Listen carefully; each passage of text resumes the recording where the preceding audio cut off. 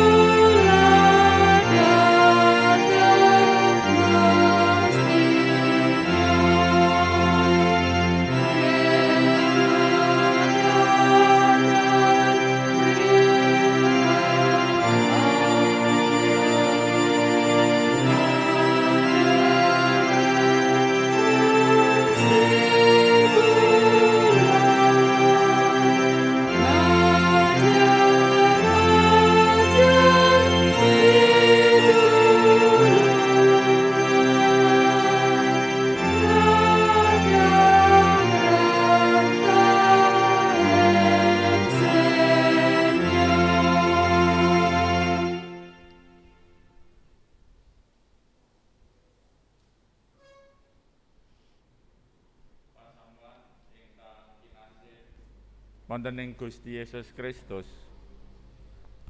Sumangga pangibadah kita sakmangke kita sengker kanthi pangaken Sang Yehuwah ingkang nitaken langit kalian bumi menika tuing pitulungan kita. Sih rahmat lan tentrem rahayu saking Allah Rama kita lan Gusti Yesus Kristus wontena ing para sederek sedaya. Amin.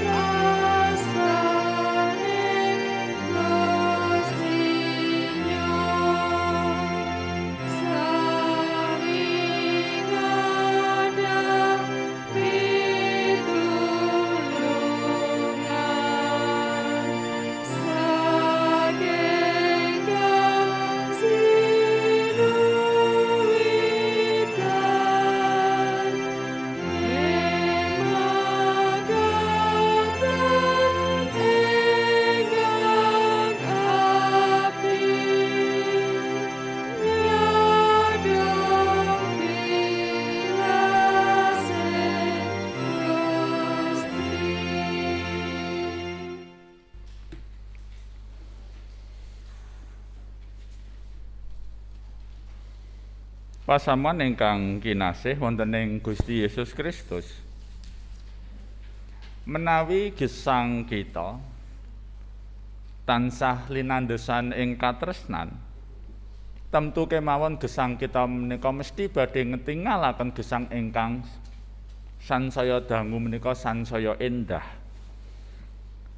Ananging sinaosa namung nresnani menika sanes perkawis ingkang gampil. Menika perkawis ingkang angel. Mila wonten ing pangibadah sakmangke sumangga kita sami ngemot-emot malih. Kita ngemot-emot kados pundi anggen kita gegesang bab katresnan dumateng Gusti lan sesami. Lan ugi kita neliti diri pribadi kita kados pundi anggen kita sami nglampahi dawuh pangandikanipun Gusti menika.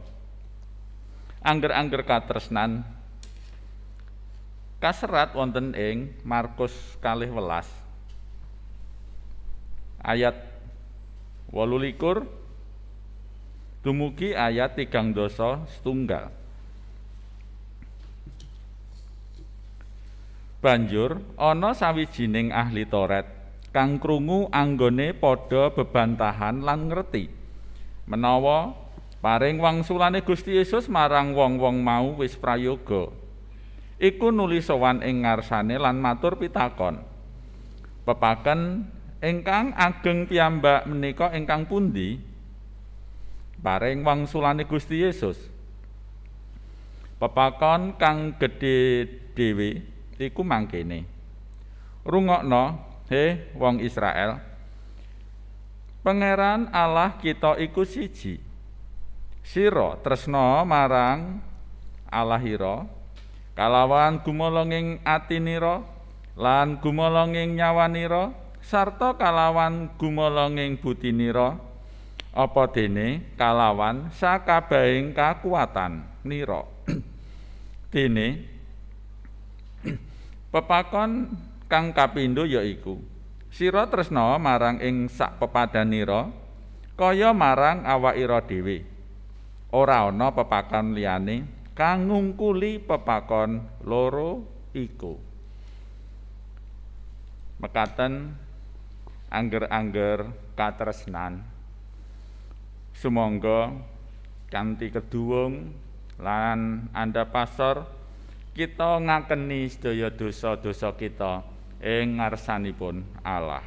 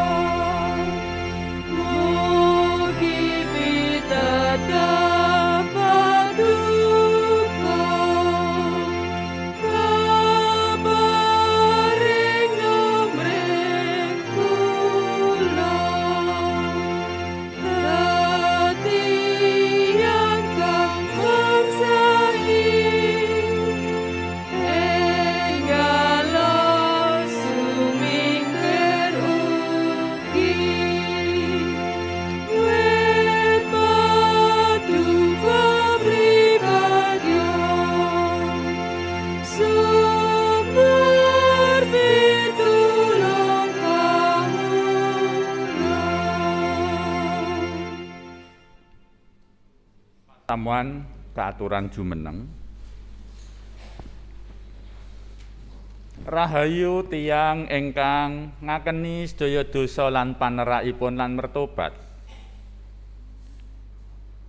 Gusti Allah maringi pangapuraning dosa lan ugi maringi kita sedaya pawartosih rahmat ingkang kapethik saking pangandikanipun ingkang kaserat wonten ing kalih Timotius kalih ayat 11.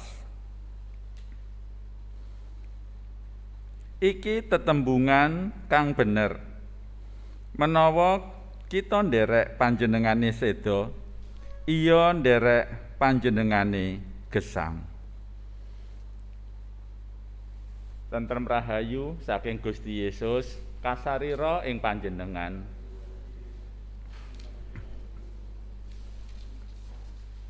Kanthi tentrem rahayu lan berkah ingkang saking Gusti, sumangga kita sami mlebet wonten ing gesang enggal.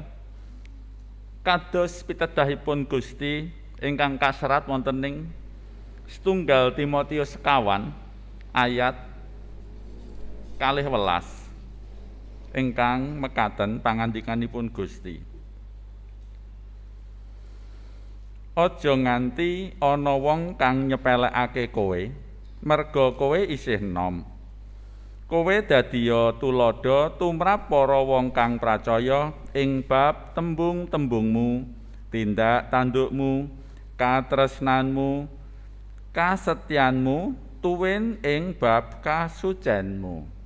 Mekaten pitedah gesang enggal saking Gusti, sumangga kita sami nyanggemi.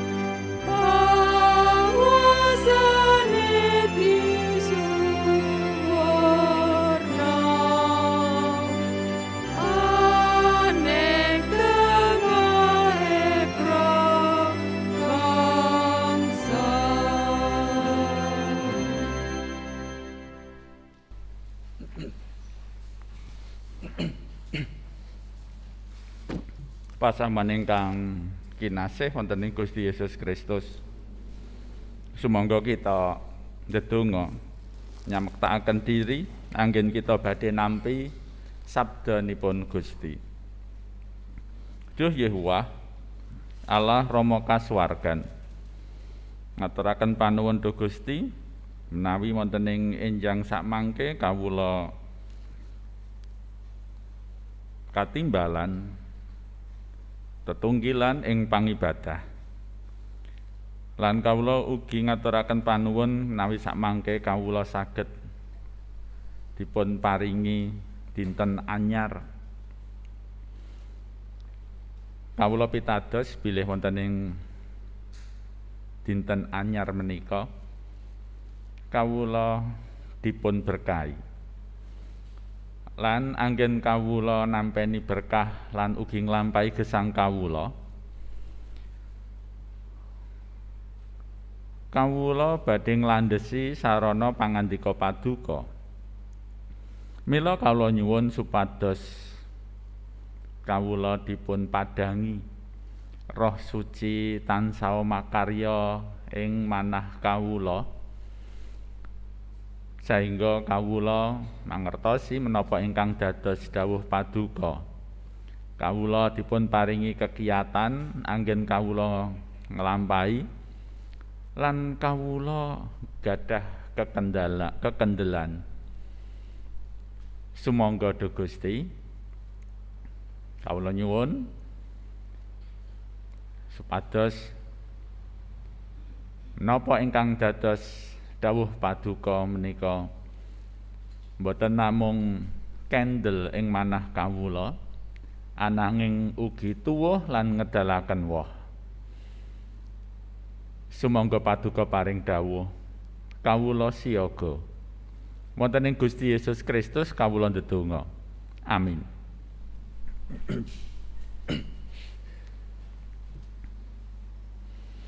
Pasamuan ingkang kinasih wonten ing Gusti Yesus Kristus, pangandikanipun Gusti ingkang badhe kita tampi, kita raos-raosaken lan ugi badhe kita upadi nglampahi saking Injil Markus. Markus 8 ayat 17 dumugi ayat 38.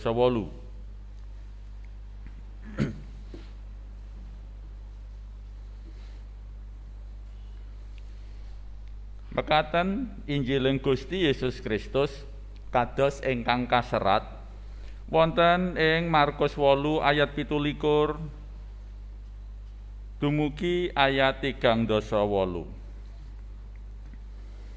Sawise iku Gusti Yesus banjur tindak menyang ing desa-desa sakiwa tengene kutha Kaisarea Filipi kadherekake dening sakabate. Ana ing dalan padha didangu pangandikane, wong-wong padha ngarani aku iki sapa? Atur wangsulane. Wonten ingkang mastani Nabi Yohanes Pambaptis, wonten ugi ingkang mastani Nabi Elia, sanesipun malih mastani panunggilanipun para nabi. Gusti Yesus banjur ndangu, "Lah yen kowe aku iki kok arani sapa?" Petrus matur, "Paduka menika Sang Kristus." Para sakabat banjur padha diwanti-wanti ora diparengake wara-wara bab iku mau marang sapa wae. Gusti Yesus tumuli wiwit mulang marang para sakabate yen putraning manungsa iku kudu nglampahi sangsara akeh sarta ditampik dening para pinituwa lan para pangareping imam tuwin para ahli Taurat, banjur disedani lan sawise 3 dina wungu maneh. Bab iki dipangandikaake kanthi ngeblak. Nanging Petrus banjur nggeret minggir Gusti Yesus lan ngaturi pepenget panjenengane. Gusti Yesus nuli minger lan kalawan mirsani para sakabate Petrus didukani. Sumingkira, iblis, sabab kowe ora mikir apa kang dikalih dening Gusti Allah, nanging apa kang dipikir dening manungsa. Gusti Yesus tumuli nimbali wong akeh karo para sakabate sarta padha dipangandikani mangkene. Saben wong kang arep ngetut mburi aku iku nyingkura marang awake dhewe, ngangkata salipe lan meluwa aku. Amarga sing sapa kudu nyelametake nyawane iku bakal kelangan nyawane, nanging sing sapa kelangan nyawane marga saka aku lan marga saka Injil iku bakal nyelametake nyawane. Apa gunane wong oleh jagat iki kabeh nanging kelangan nyawane? Awit apa to kang bisa diwenehake kanggo ngijoli nyawane? Sebab sing sapa isin marga saka aku lan marga saka tembung-tembungku ana ing ngarepe jinis kang ora setya lan dosa iki, putraning manungsa iya bakal lingsem marga saka wong iku. Menawa besok rawuh ngagem kamulyane ingkang rama ginarebeg ing para malaikat suci. Mekaten pangandikanipun Gusti. Ingkang rahayu inggih menika tiyang ingkang mirengaken pangandikanipun Gusti lan ngestokaken. Haleluya.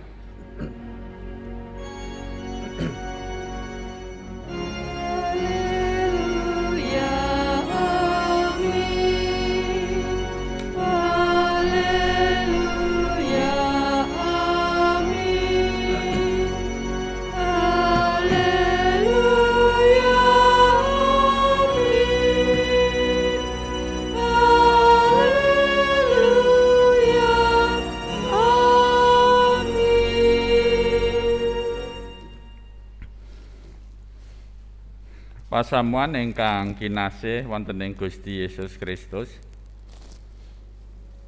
Pangibadah kita sak mangke menika kanthi jejer ngginakaken lati kanthi leres supados dados berkah. Nah, pasaman ingkang kinasih menika menawi nggatosaken calon-calon pendeta ingkang kala wingi nembe khotbah. Mliginipun anggenipun khotbah basa Jawa.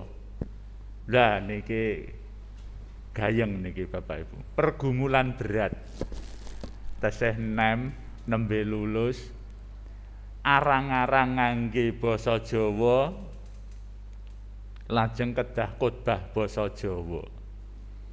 Kawula pitados tembung-tembung ingkang dipun ucapaken menika mesti dados penilaian. Nah, menika contoh ingkang sederhana. Ananging wonten ing gesang padintenan kita tembung-tembung ingkang kita ginakaken, ucapan-ucapan niku nggih asring menika napa nggih saged ugi dados penilaian, malah ugi saged dados nasib diri pribadi kita lan ugi nasibe tiyang sanes. Tembung sak pocapan ananging menawi salah panggonan lah niku sing repot. Nah, pasaman ingkang kinasih wonten ing Gusti Yesus Kristus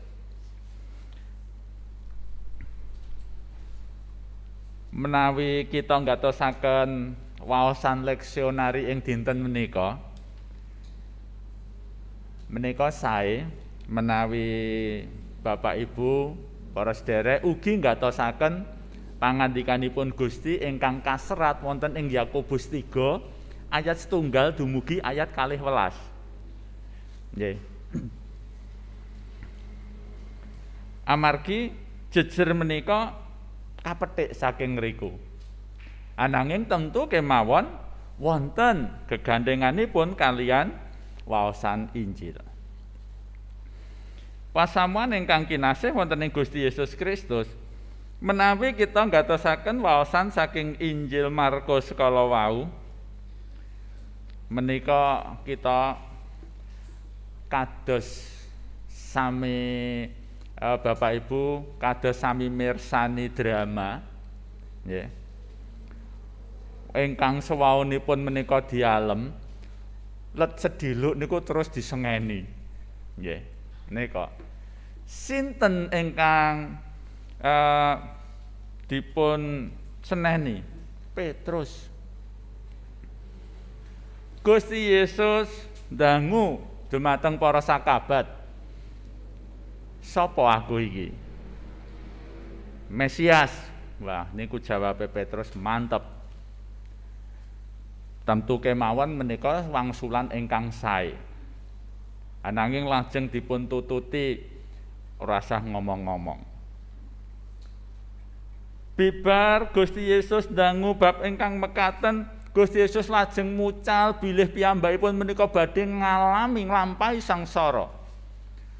Lajeng Petrus menika napa kala wau negur. Nggih.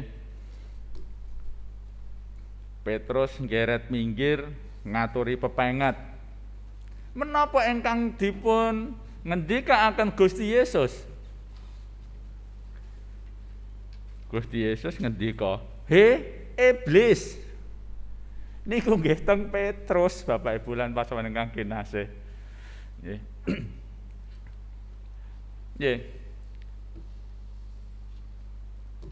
Dados setunggal tiyang ingkang sewaonipun menika dados berkat ugi saged napa damel piyambakipun menika nampi hukuman.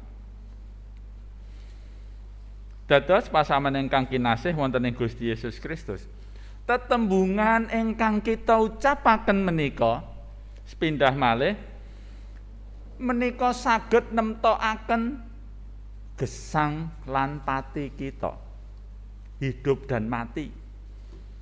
Nggih, saking mriki menawi dipun dawakne malih, ajining diri gumantung ana ing lati niku leres. Nggih. Malah tetembungan-tetembungan ingkang kita ucapaken menika mboten namung nemtokaken gesang lan patine awake dhewe, ananging ugi gesang lan patine tiyang sanes. Nah, pasaman ingkang kinasih wonten ing Gusti Yesus Kristus, ucapan-ucapan ingkang nemtokaken gesang diri pribadi kita menika contonipun pangaken bab bilih Gusti Yesus menika juru wilujeng. Dan niku menentukan hidup dan mati. Sinten ingkang ngakeni bilih Gusti Yesus menika juru wilujengipun slamet. Sinten ingkang nyangkal nggih boten ngertos, niku mengke pun hake Gusti Allah. Nggih. Pangaken kita, iman kapitadosan kita, anggen kita menika sami andum berkah, bersaksi, PI. Menika ugi saged damel tiyang sanes slamet. Urip. Ngaten pasaman ingkang kinasih. Menika. Lan menawi wonten ing gesang padintenan, menawi wonten tiyang-tiyang ingkang nembe nemahi momotan kangelan gesang. Nggih.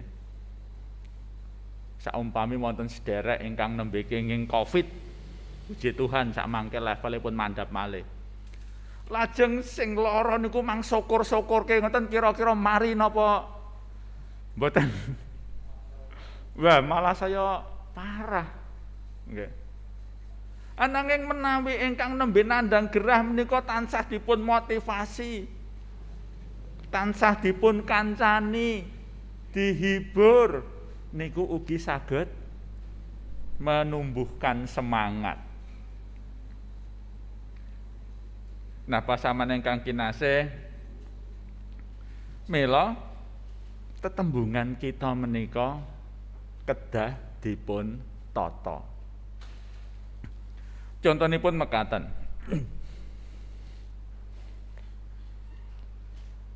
Nggih, sebat mawon wonten satunggaling tiyang ingkang nembe perjalanan jauh, lajeng mandheg ing alas jati pundi nggih Saradan. Piyambakipun menika lajeng ngrokok, lajeng mbucal tegesan. Tegesane diuncalke ngoten mawon. Lajeng piyambakipun menika kesah nerasaken lampah. Gentos dinten wonten ing dunia dalam berita menika muncul alas Saradan kobong. Tentu kemawon tiyang kala wau nggih mboten bayangke, mboten sengaja menawi anggenipun guwak tegesan sing mung cilike kalih jentik niku luwih cilik melih niku saged ndadosaken alase kobong. Menika panguwaos sing tetembungan niku kados mekaten pasaman ingkang kinasih. Mila wonten ing bal-balan menika wonten pemain ke-12. Nggih, wonten pemain ke-12 sinten supporter. Tiang-tiang ingkang sami mirsani menika memompa semangat, memotivasi pemain-pemain. Mila wonten sebatan supporter menika pemain ke-12. Nah, pasaman ingkang kinasih wonten ing Gusti Yesus Kristus, asring tetembungan ingkang kita ucapaken menika kita mboten saged mbayangke mengko piye dadine. Sae menika tetembungan ingkang positif, sae menika tetembungan ingkang negatif. Tembung-tembung ingkang positif. Saumpami menawi kita menika pepanggihan ketemu kalih bocah kalih lare. Mbok menawi anggen kita ngucap nika biasa. Gusti berkahi ya, Nduk. Le. Nanging niku saged mencok. Niku saged dieling-eling terus. Aku wingi diberkahi karo Pak A. Aku wingi iki didongakne karo Pak B. Wah, niku tansah gegesang napa? Niku dinut terus. Niku ugi saged dadosaken piyambakipun menika semangat. Menapa malih bocah niku pas napa nggih ulang tahun. Gusti berkahi kowe esuk dadi cah pinter, dadi wong gedhe, sukses, sugih, lomo. Niku saged dieling-eling terus aku dhisik didongakne karo Pak kae atau Mbah kae ngene. Niku tansah pun emut-emut. Lah niku prosesnya lak dangu. Kenapa kok kowe lomo? Kenapa kok kowe saiki dadi wong sukses? Aku dhisik didongakne karo Mbah kae. Ngaten. Semanten ugi tetembungan-tetembungan ingkang negatif. Lare-lare ingkang korban KDRT saumpami nggih menawi lare-lare ingkang salah asuhan niku asring anggenipun gejala niku muncule nggih nek pun gedhe kok kenapa to wong kae kok atau bocah kae kok kaya ngene bareng diurut oh lah mergane dhisik didikane kaya ngene, dhisik ngene dan sebagainya. Ananging masalahipun menika mboten rampung. Niku lak ngetoke bareng pun dangu. Mboten sakuwat wekdal niku. Nah, mila pasamening kang kinasih sumangga anggen kita ngginakaken lati ngedalaken tetembungan menika ditata. Kados pundi supados tetembungan kita menika saged-sagedipun menika ndamel tiyang sanes menika semangat, seneng, bungah, diberkahi, dimotivasi. Menika.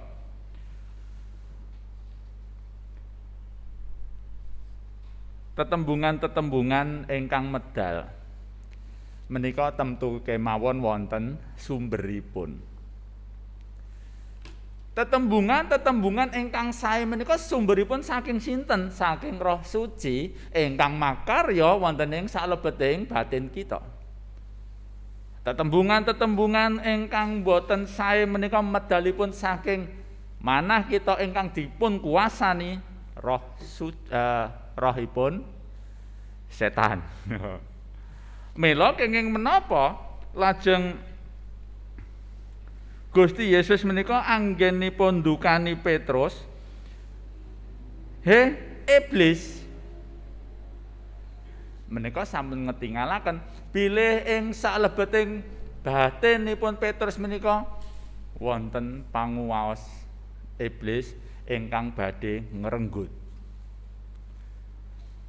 Kowe ora mikir. Nah, menika pasamening kang kinasih. Tegesipun sedaya ingkang medal berkah menapa mboten menika sumberipun saking ati.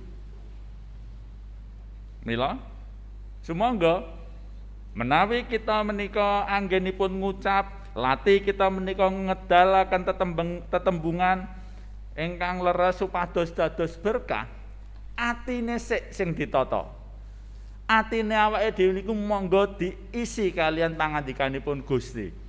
Supados Roh Suci menika ingkang makarya, Roh Suci menika ingkang nguasani diri kita. Kawula pitados Roh Suci menika Rohing Allah. Panguwasipun menika luar biasa. Panguwasipun menika saged ngalahaken menapa kemawon. Sumangga pasaman ingkang kinasih, kita tansah gegesang pangandikanipun Gusti. Kita tansah nyediaken manah supados tansah dipun padangi dening Rohing Allah. Gusti tansah paring berkah. Sumangga kita sami naleni pangandikanipun Gusti menika ing saklebeting wedal ening.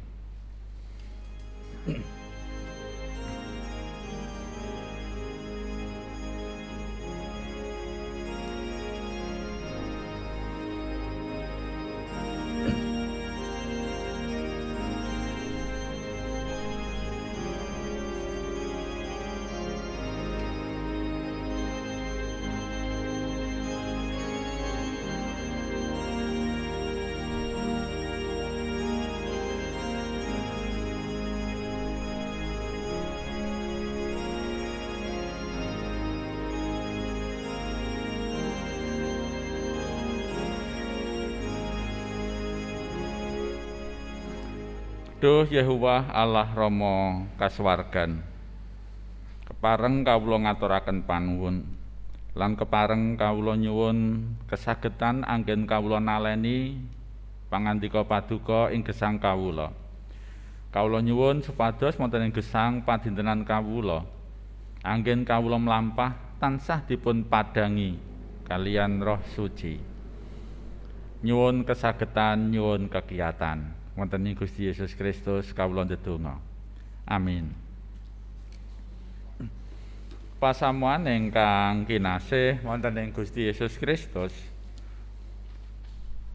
sumangga sami jumeneng.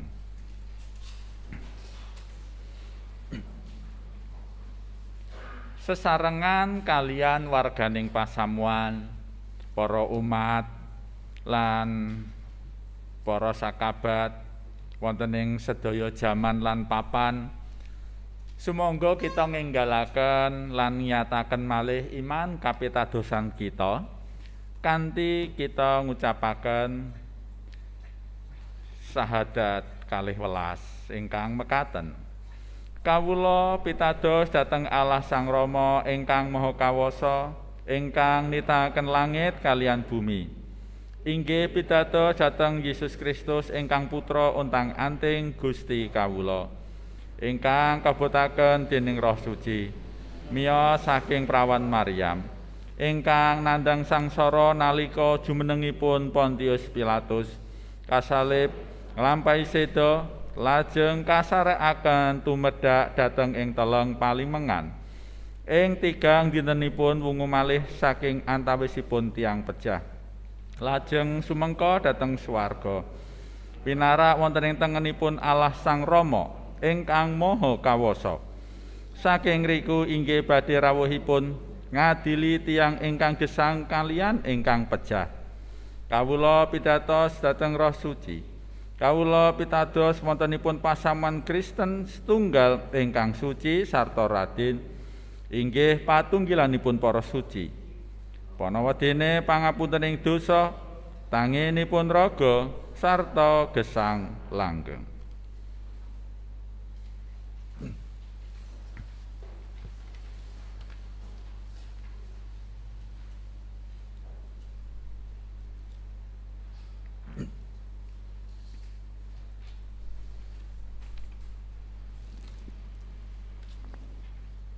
Pasamuan ingkang kinasih wonten ing Gusti Yesus Kristus, sakmangke kita nggadahi wekdal ngatur panuwun dhumateng Gusti ingkang badhe kita wujudaken carana pisungsung. Sumangga sami kita landhesi anggen kita ngaturaken pisungsung dhumateng Gusti menika kanthi kalandhesan pangandikanipun Gusti saking serat Filipi sekawan ayat 6. ingkang mekaten pangandikanipun Gusti. Aja padha nyumelangake bab apa wae, nanging padha lairna saking pepinginanmu marang Gusti Allah ing pandonga lan panyuwun kalawan caos syukur. Sumangga kita sami ngaturaken bisungsung.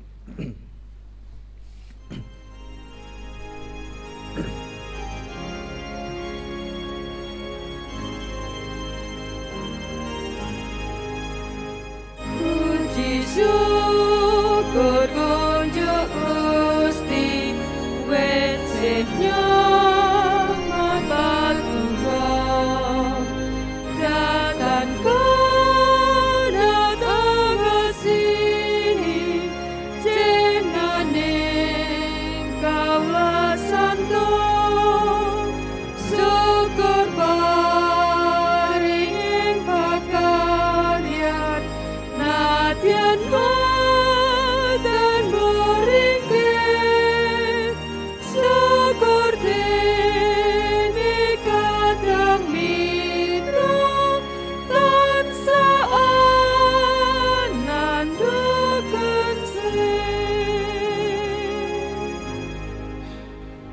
Pasamuan kasuwun jumeneng.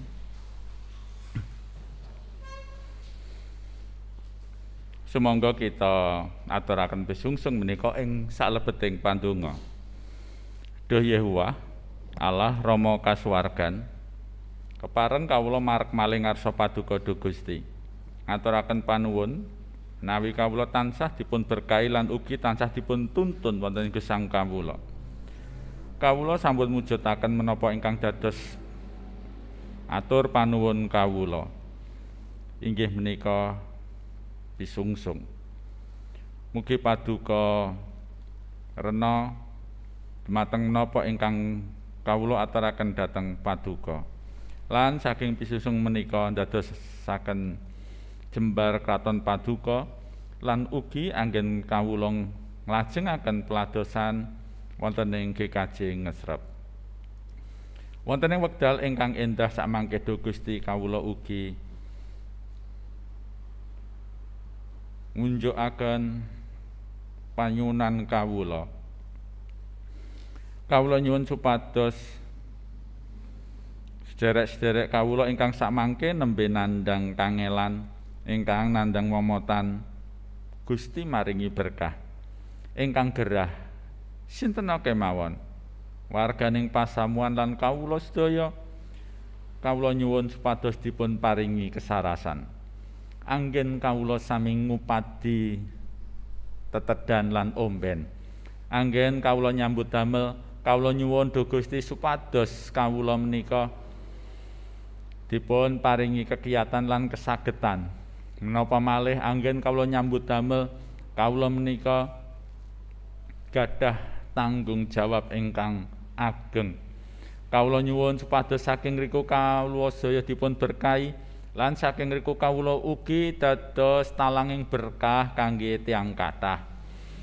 Lan ugi mliginipun kawula donga kangge para lare supados lare-lare menika Duh Gusti tansah gadah semangat anggenipun sinau, tansah gadhahi pangeling-eling wonten menapa ingkang dados cita-citanipun.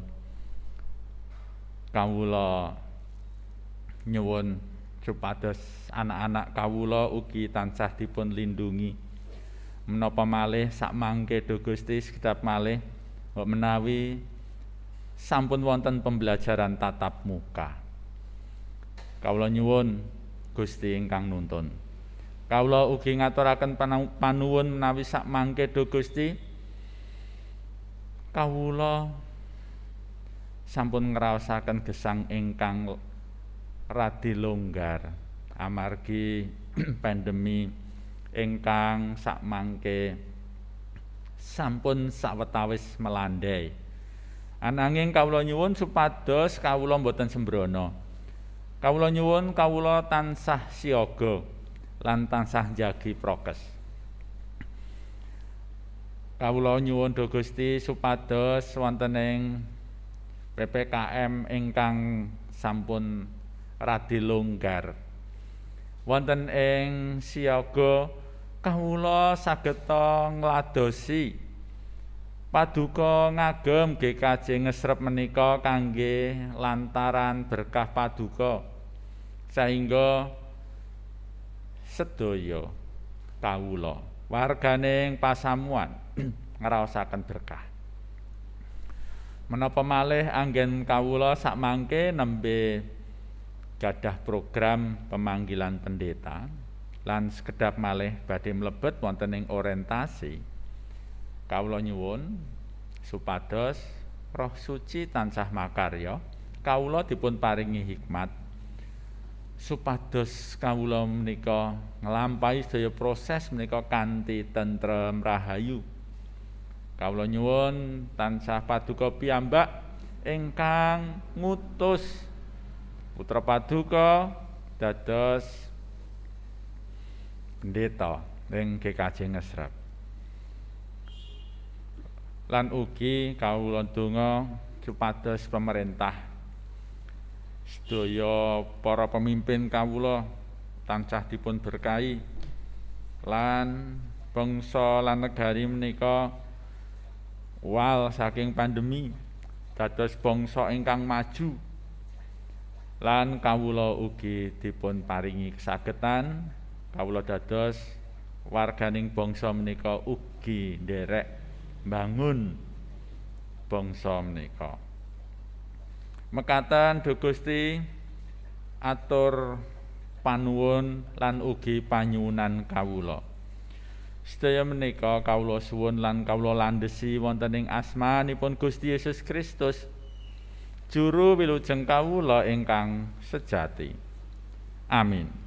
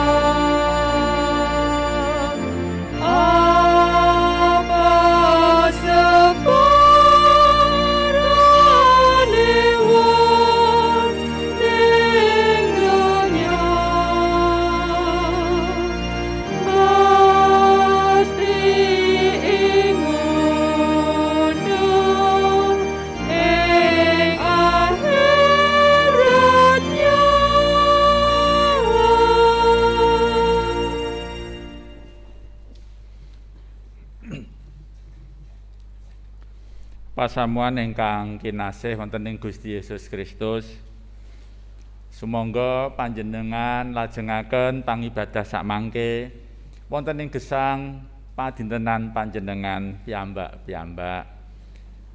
Kawula ndonga supados kita sedaya tansah dipun paringi berkah, kita sedaya tansah sehat lan ugi kita dados seksinipun Gusti anggenipun kita ngginakaken lati. Mila tumengakna manah panjenengan dumateng Gusti lan panjenengan tampeni berkahipun Gusti. sih rahmatipun Gusti Yesus Kristus saha sihipun Gusti Allah tuwin patinggalanipun Sang Roh Suci wontena ing para sedherek sedaya sakmangke dumugi saklami-laminipun. Amin.